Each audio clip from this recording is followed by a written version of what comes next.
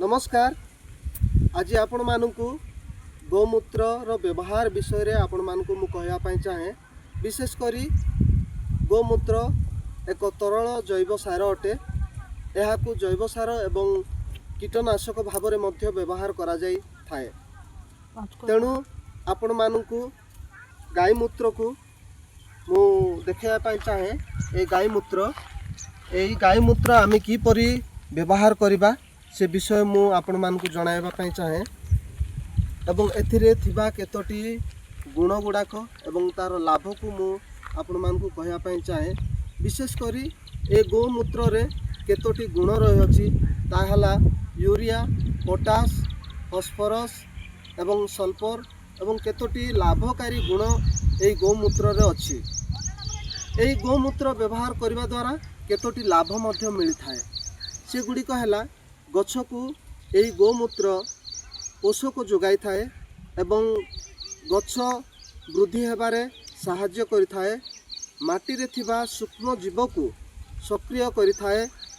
ता सहित यह गछरे होउथिबा कीट पोक ठारू नियंत्रण करिथाए।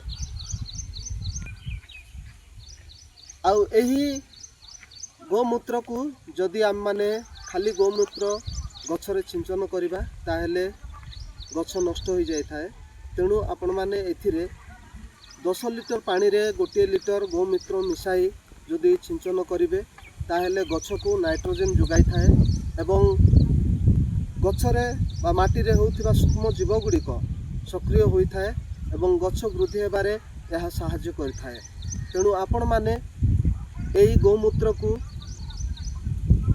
कंपोस्ट खतरे मध्य मिसाई जमी रे ता पकाई व्यवहार करि पारिबे।